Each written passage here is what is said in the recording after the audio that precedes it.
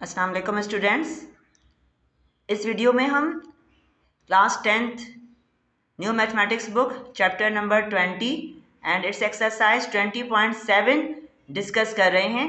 तो रिकॉर्डिंग में जो है वो बाय मिस्टेक 2.7 आ गया है, तो आप लोग कंफ्यूज मत होइएगा। ये हमारी पूरी वीडियो एक्सरसाइज 20.7 की है। अस्सलाम वालेकुम, welcome to intellectual maths. Now this video is about exercise 2.7 class 10th new mathematics book and its chapter 20. Question of this exercise is solve the following systems of equations. अब हमें यहाँ पर equations को solve करना हम अब ये सीखेंगे। अब equations हमें मुख्तलिफ टाइप्स की मिलेंगी। जैसे हम यहाँ पर देख रहे हैं, जो हमें क्वेश्चन नंबर 1 में इक्वेशंस दी गई हैं, तो इसके अंदर हम देख रहे हैं ये हमारी लीनियर इक्वेशन है, क्योंकि इसमें डिग्री जो है वो 1 है, वेरिएबल की जो पावर है वो 1 है, तो इसलिए हम इसको कहते हैं लीनियर इक्वेशन। ये हमारी क्वाड्रेटिक इक्वेशन है, क्योंकि हम देख रहे हैं इसकी डिग्री 2 है, यानी पावर वेरिएबल की जो है वो 2 है। This is quadratic equation. अब इक्वेशंस को सॉल्व करने के जो मेथड्स होते हैं, जो कि हम इस एक्सरसाइज में सीखेंगे, तो वो स्टूडेंट्स 3 सीखेंगे हम यहाँ पर। जैसे फर्स्ट हम क्या सीखेंगे कि अगर हमें दी गई है लीनियर इक्वेशन, जब भी हमें एक भी इक्वेशन अगर लीनियर दी जाएगी तो फिर उसको सॉल्व करने के लिए हम जो मेथड यूज़ करेंगे वो हम यूज़ करेंगे सब्स्टिट्यूशन मेथड। ठीक, सब्स्टिट्यूशन मेथड यानी क्या करेंगे, हम एक वैल्यू को निकाल कर दूसरी वैल्यू के अंदर डालेंगे, सब्स्टिट्यूट करेंगे, तो कहते हैं सब्स्टिट्यूशन मेथड। और दूसरा सेकेंडली हम क्या यूज़ करेंगे कि अगर हमें यहाँ पर दोनों ही क्वाड्रेटिक इक्वेशंस दी जाएं, तो उस सूरत में हम यूज़ करेंगे एलिमिनेशन मेथड। एलिमिनेशन मेथड, फिर ये मेथड यूज़ होगा कि अगर दोनों ही इक्वेशंस हमारे क्वाड्रेटिक हों। थर्ड क्या, कि अगर हमें 3 टर्म्स दी जाएं किसी भी इक्वेशन में, अगर 2 इक्वेशंस में से कोई भी इक्वेशन 3 टर्म्स पर दी जाएगी, तो उस सूरत में हम क्या यूज़ करेंगे, फैक्टराइजेशन मेथड। तो हम यूज़ करेंगे फैक्टराइजेशन मेथड। ये बात बस सिर्फ याद रखनी है, और कुछ इस एक्सरसाइज में ऐसी बात नहीं है। तो इस वीडियो के बाद इंशाल्लाह आपके लिए ये एक्सरसाइज बहुत आसान होने वाली है। तो हमें जिस तरह से मालूम है कि जितने वेरिएबल्स इक्वेशन में दिए जाते हैं, इतनी हमें इक्वेशंस दी जाती हैं। जैसे यहाँ पर 2 वेरिएबल्स की बात हो रही है, तो इसलिए हमें 2 इक्वेशंस दी गई हैं, और इनके ज़रिए हमें फाइंड करनी है values of x and y. Equation को सॉल्व करने का मतलब भी यही होता है कि इसमें मौजूद वेरिएबल की वैल्यूज़ फाइंड करना। तो हम स्टार्ट करते हैं इसका सॉल्यूशन। जैसे हमने अभी डिस्कस करी बात कि जब भी लीनियर इक्वेशन दी जाएगी तो हमने सब्स्टिट्यूशन मेथड यूज़ करना होगा। तो इसके लिए हम क्या करेंगे, यहाँ पर हम कह देंगे 2x minus y equal to 3। This is equation number 1।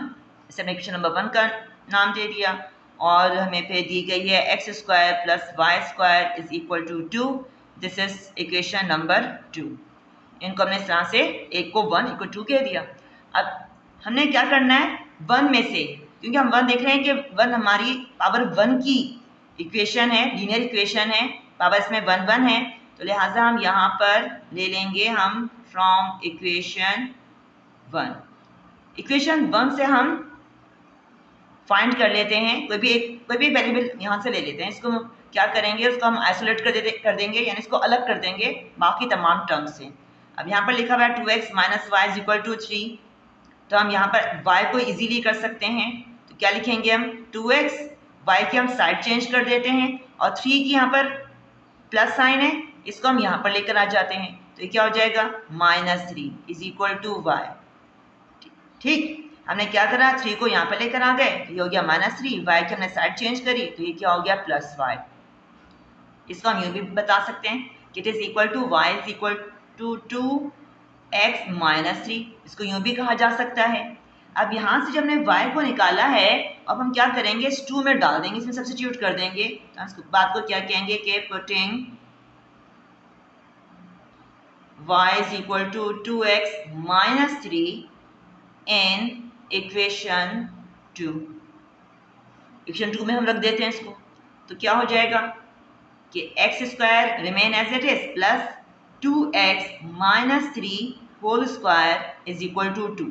हमने यहाँ पर y की जगह पर जब हमने यहाँ पर निकाला है क्वेश्चन नंबर 1 से रख दिया उसकी जगह, तो अब क्या हो जाएगा कि एक्स स्क्वायर प्लस यहाँ पर हम a minus b whole square का फॉर्मूला अप्लाई कर सकते हैं, जो कि क्या होता है फार्मूला, इसका हम रेफरेंस दे देंगे। फार्मूला जब भी यूज़ होगा, जो भी फॉर्म से हम उसका रेफरेंस दे देंगे कि a minus b whole square equal to a square minus 2ab plus b square.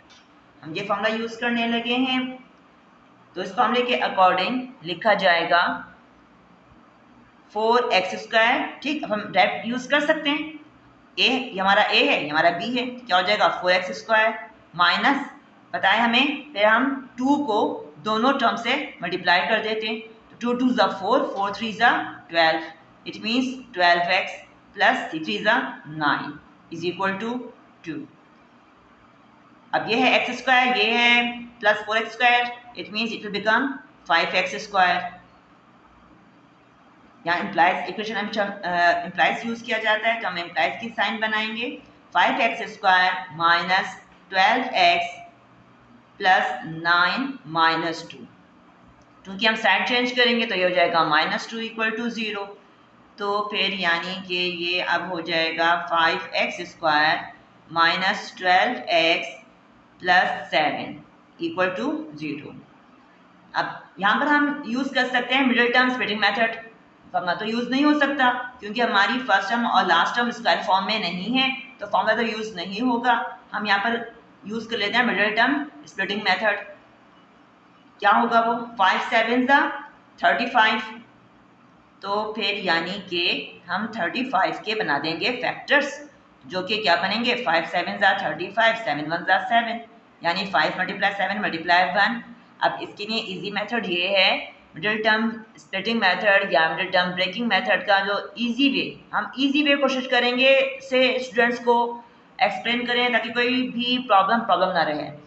तो अब यहाँ पर हम इसको करने के लिए क्या करें बताएंगे कि जो फैक्टर्स आए हैं इनको इस तरह से अरेंज करना है कि इन्हें प्लस करने पर जो थर्ड टर्म की साइन हम देखेंगे थर्ड टर्म की, जब हम इनके फैक्टर्स को अरेंज करने लगे हैं कि प्लस करने पर क्या आए मिडिल टर्म का कोफिशिएंट, क्योंकि इसी को हमने ब्रेक करना है, और इन्हीं फैक्टर्स को मल्टीप्लाई करने पर आए वो नंबर जिसके हमने बनाए हैं फैक्टर्स, यानी कि 35। तो अब क्या हो जाएगा ये 7 प्लस 5 12, 7 5 ज़ा 35, यानी कि हम यहाँ पर क्या बता सकते हैं 5x square minus 7 plus 5 multiply x plus 7 equal to 0। तो अब ये हो जाएगा 5x square minus 7x, bracket open कर देंगे तो बाहर जो साइन लगी हुई है वो अंदर से मल्टीप्लाई हो जाएगी, तो minus plus minus 5x plus 7 equal to 0। 4 terms आ गई हैं, तो हम फर्स्ट 2 में से कॉमन ले लेंगे, जो कि क्या आ रहा है x, 5x माइनस 7 हमारा ब्रैकेट में आ गया। ठीक है ना, पता है हमें किस तरह से करते हैं कि हम डिवाइड कर करके ब्रैकेट के अंदर लिखते जाते हैं।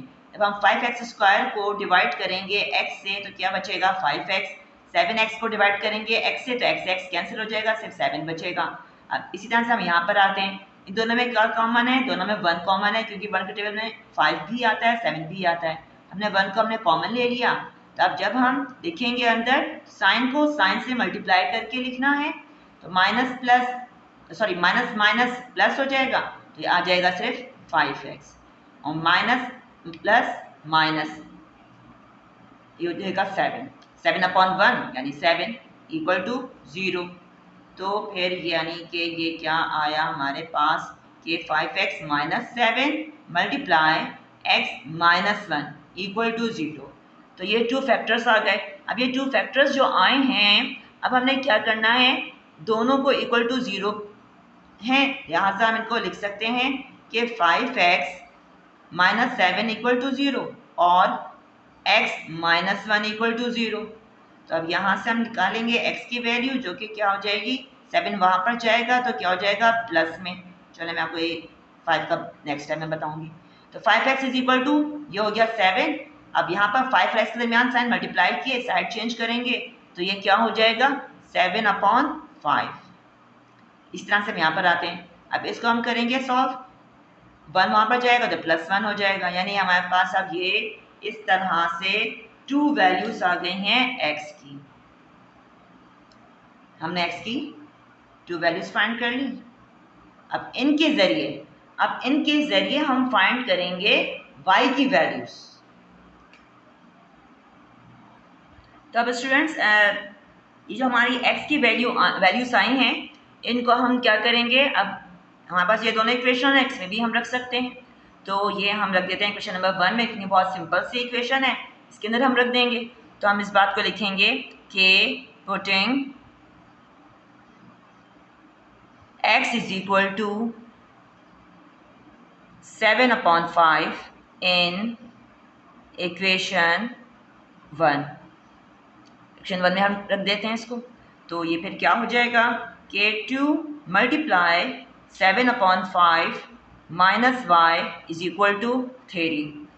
अब सॉल्व कर लेते हैं इसको। तो ये हो जाएगा 14/5 minus y is equal to 3। अब पूरी इक्वेशन को हम क्या करें, जो इसका डिनोमिनेटर में 5 लिखा हुआ है, 5 से मल्टीप्लाई कर देते हैं। 5 से मल्टीप्लाई कर देंगे तो क्या होगा, 5 से 5 कैंसिल हो जाएगा, सिर्फ क्या बचेगा 14, माइनस इसको 5 से मल्टीप्लाई करेंगे, ये हो जाएगा 5y और ये हो जाएगा 5 3 50। सही, वरना एलसीएम लेकर भी कर सकते हैं, उस तरीके से करें या इस तरीके से करें, दोनों में हमें सेम ही मिलेगा। तो इजी वे यही होता है, क्या करें कि जिसका डिनोमिनेटर है उसको पूरी इक्वेशन से इसकी तमाम टर्म से मल्टीप्लाई कर दें। तो फिर क्या आ जाएगा, यहाँ पर लिखा हुआ है 14, यहाँ 15 की हम साइड चेंज करते हैं, ये हो जाएगा -15 इक्वल टू 5y को उधर ले जाते हैं तो हो जाएगा ये प्लस 5y।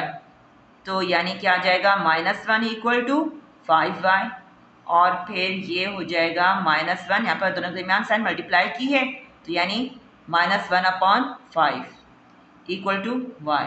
अब इसको हम इंटरचेंज कर देते हैं, यहाँ करेंगे तो y इज इक्वल टू -1/5, क्योंकि हमने इंटरचेंज किया है, यानी लेफ्ट को राइट, राइट को लेफ्ट, दोनों को ही हमने आपस में चेंज किया है, लिहाजा साइन में कोई चेंज नहीं आएगा। तो इस तरह से हमने क्या करा, ये हमने जब x की वैल्यू 7/5 है तो ये हमने फाइंड कर लिया कि y जो है वो इक्वल है किसके, -1/5 के। अब इसी तरह से अब हम फाइंड कर लेते हैं कि जब x हमारा किसके इक्वल आया है, 1 के। तो फिर हम लिखते हैं कि putting x is equal to 1 in equation 1 में ही रख देते हैं हम इसको, जो कि क्या है 2 multiply 1 minus y equal to 3। x की जगह पर हमने 1 रख दिया, it means 2 minus y is equal to 3। तो अब ये क्या हो जाएगा 2 minus 3 is equal to, implies की sign is equal to y, वहाँ पर गया तो प्लस y हो गया, यानी क्या आ जाएगा, दोनों को हम सब्ट्रैक्ट कर देंगे, -1 इक्वल टू y, इंटरचेंज कर देंगे तो y इज इक्वल टू -1। तो इस तरह से हमने क्या करा, ये हमने जब x इक्वल टू 1 है तो फाइंड कर लिया कि y इक्वल टू -1 है। अब हम यहाँ पर सोल्यूशन सेट बता देंगे। सोल्यूशन सेट हम बताएंगे, यहाँ मैं लिख देती हूँ उसके सोल्यूशन सेट, जो हमसे क्वेश्चन में एक्चुअली पूछा गया है। तो वो हम लिखेंगे कि solution set is, curly bracket के अंदर हमेशा ऑर्डर्ड पेयर में बताया जाता है, इस बात का ध्यान रखिएगा। कभी भी ऐसा नहीं कि आप सिर्फ कर्ली ब्रैकेट बनाएं और स्मॉल ब्रैकेट ना बनाएं, तो वो फिर हमारा रॉन्ग माना जाता है। हमें इसके अंदर क्योंकि x और y 2 वैल्यूज़ बता रहे हैं, x की भी और y की, दोनों वेरिएबल्स की वैल्यूज़ बता रहे हैं, लिहाजा हमेशा इसको ऑर्डर्ड पेयर के अंदर बताया जाएगा और लिखा जाएगा कर्ली ब्रैकेट में। तो ये हम लिखेंगे इसके अंदर कि एक तो वैल्यू हमारी क्या है, x की वैल्यू 1, तो y की वैल्यू क्या है -1। तो हम लिखेंगे पहले x का 1 और फिर हम लिखेंगे y का -1। ये हमने एक बता दिया ऑर्डर्ड पेयर। और दूसरा क्या बनेगा, दूसरा हमारा फ्रैक्शन में मौजूद है, जिसमें x की वैल्यू हमें मिली है 7/5 और y की वैल्यू बाद में लिखते हैं, लिहाजा हम लिखेंगे -1/5। तो इस तरह से हमने क्या करा कि इक्वेशंस को सॉल्व करके ये हमने वैल्यूज फाइंड कर ली। So this is the answer. Now in question number 2, 2x + y = 4। देख रहे हैं ये लीनियर है और ये हमारी क्वाड्रेटिक है, ये पावर 2 है, यहाँ पर पावर 1 है, लिहाजा इसको हम क्या कहेंगे, ये हमारी लीनियर है। मैंने बताई थी बात, जब भी लीनियर होगी हम स्टार्टिंग जो करेंगे, हमारा जो सोल्यूशन स्टार्ट होगा वो स्टार्ट होगा किससे, सब्स्टिट्यूशन से स्टार्ट होगा। क्योंकि फर्स्ट जो हमारा क्वेश्चन को सॉल्व करने के लिए बात आती है वो ये कि हम इसको सॉल्व कैसे करें। अगर ये बात हमारे जहन में क्लियर हो गई तो फिर आगे हमारे लिए सॉल्व करना कोई मसला नहीं होता है। लिहाजा क्वेश्चन को ही देखकर हमने फ़ौरन से अंडरस्टैंड कर जाना है कि हम यहाँ पर इसको सॉल्व करेंगे तो सबसे पहले हम क्या करेंगे। बात यह आती है हमेशा मैथ्स क्वेश्चन सॉल्व करने के लिए कि हमें सबसे पहला काम क्या करना है। तो अब यहाँ पर क्योंकि लीनियर है, लिहाजा हमने यहाँ पर पहले सब्स्टिट्यूशन मेथड यूज़ करना है। उसके अकॉर्डिंग हम क्या करेंगे, एक वेरिएबल की हम यहाँ पर एक वेरिएबल को एक कर देंगे अलग, उसे आइसोलेट कर देंगे, यानी उसके पास से जब बाकी तमाम टर्म्स को दूसरी साइड पर ले जाएंगे। ठीक है, यहाँ तो हमने फिर इसको इक्वेशन 1 इक्वेशन नंबर 2 कह दिया जैसा कि आप देख रहे हैं। तो फिर हम यहाँ पर करेंगे फ्रॉम इक्वेशन 1, क्योंकि ये बहुत सिंपल सी इक्वेशन है, कोशिश करते हैं हम कि सिंपल इक्वेशन ही हम लें। तो फिर यहाँ से हम कह सकते हैं कि y = 4 - 2x, क्योंकि इजीली ये हमारे साथ से अरेंज हो जाएगा। हमें कोई नहीं है कि यहाँ पर x को अलग करें तो फिर 2 हमारा उधर जाएगा। कॉम्प्लिकेटेड मत बनाएं सॉल्यूशन को, कोशिश करें सिंपल लेकर चलें। तो ये हो गया y = 4 - 2x। अब इसको हम क्या करेंगे, इसको हम सब्स्टिट्यूट कर देंगे इक्वेशन नंबर 2 में। तो हम लिखेंगे putting y = 4 - 2x in equation 2। Equation 2 में डालेंगे जहाँ पर भी आ रहा है y, तो फिर ये हो जाएगा 4 - 2x whole square = 0। It means x² - 2x plus, अब यहाँ पर हम देख रहे हैं कि ये a - b होल स्क्वायर की फॉर्म में आया हुआ है, लिहाजा हम लिख देंगे इसका फॉर्मूला कि a - b whole square = a² - 2ab + b²। इस फॉर्मूले के अकॉर्डिंग क्या हो जाएगा, फर्स्ट टर्म का स्क्वायर लेंगे जो कि हो जाएगा 16 माइनस फॉर्मूले का 2 मल्टीप्लाई होगा, 2 4 ज़ा 8 और 8 2 ज़ा 16, 16x + 2 2 ज़ा 4x² = 0। तो फिर अभी हमको सॉल्व कर लेते हैं, हो जाएगा 5x², यहाँ लिखा है -16x - 2x, it means it is -18x, 18x + 16 = 0। अब इसके बाद हम क्या करेंगे, अब हम इसके फैक्टर्स बना देंगे। अब ये मत स्टूडेंट्स कंफ्यूज होइएगा कि यहाँ पर फैक्टर मेथड यूज़ हो रहा है, फैक्टराइजेशन कर रहे हैं। हाँ, तो स्टार्टिंग हमने किससे ली थी वो हमने बताया था, हमारा था सब्स्टिट्यूशन मेथड। अब इसके बाद तो जब भी हम देखते हैं कि हमारी फर्स्ट और लास्ट टर्म स्क्वायर फॉर्म में नहीं है तो उस सूरत में हमेशा हम यूज़ करते हैं फैक्टराइजेशन मेथड, जो कि क्या इधर लगेगा, मिडिल टर्म ब्रेकिंग मेथड। ठीक, अब इसके लिए हम क्या करेंगे, 5 और 16 दोनों को मल्टीप्लाई कर देंगे। 5 और 16 को मल्टीप्लाई करने पर हमें मिलता है 5 × 16 = 80। तो ये आता है 80, यानी 80 के हम बना देंगे फैक्टर्स। 80 के फैक्टर्स हम बनाएंगे तो 2 4 ज़ा 8, 40 हो गया, 2 2 ज़ा 4 0, 2 10 ज़ा 2, 5 ज़ा एंड 5 1 ज़ा 5। तो ये फैक्टर्स हमें मिले हैं 2 × 2 × 2 × 2, 4 × 2 × 5 × 1।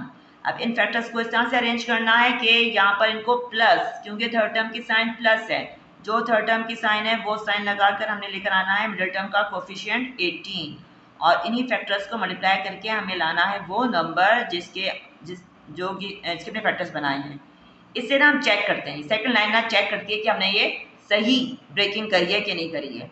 अच्छा, तो अब क्या हो जाएगा कि हम इसकी ब्रेकिंग हम करेंगे 5 2 ज़ा 10, ठीक है, और 2 2 ज़ा 4, 4 2 ज़ा 8, तो यानी 10 + 8 और 10 8 ज़ा 80, यानी 5x² minus 10 + 8 multiply x + 16 equal to 0। तो ये अब हो जाएगा कि 5x² minus 10x minus plus minus 8x + 16 equal to 0।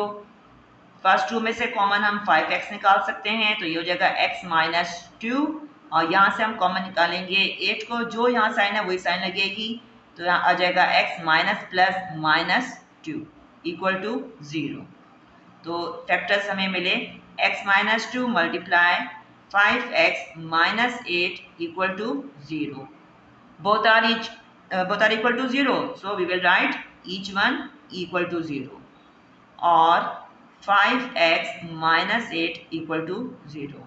दोनों को हमने कह दिया 0 के इक्वल, तो यहाँ से हम निकाल सकते हैं x की वैल्यू जो कि क्या रही है 2, और यहाँ से हम कह सकते हैं कि 5x equal to 8, side change की तो ये हो गया प्लस 8, तो यहाँ दोनों मल्टीप्लाई हो रहे हैं, साइड चेंज करने पर हो जाएगा 8/5। तो इस तरह से हमको वैल्यूज़ मिली हैं x की, एक बार 2 और दूसरी बार आई है 8/5। तो हमने ये वैल्यूज़ के ज़रिए अब हम फाइंड करेंगे y। अब यहाँ पर भी हम देख रहे हैं कि जो हमारी फर्स्ट इक्वेशन है बहुत सिंपल इक्वेशन है, इसके अंदर हम डाल देंगे, तो लिखेंगे हम कि पुटिंग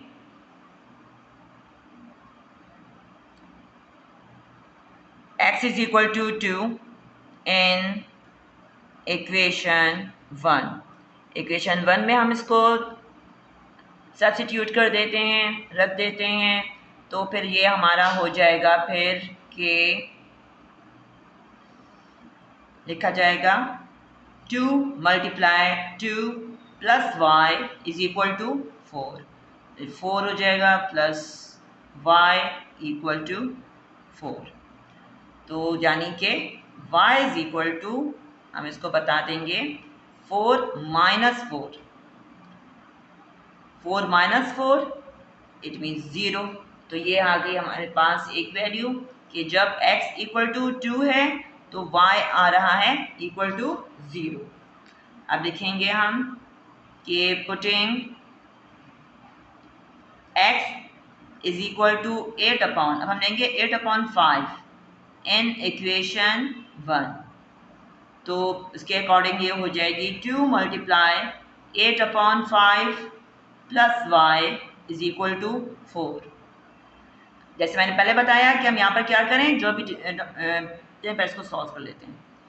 2 8 ज़ा 16, 16/5 प्लस y इक्वल टू 4। तो हम यहाँ पर डिनोमिनेटर में 5 लिखा हुआ है, तो हम पूरी इक्वेशन की यानी हर टर्म को 5 से मल्टीप्लाई कर देते हैं, हो जाएगा 16 plus 5y is equal to 5 4 ज़ा 20।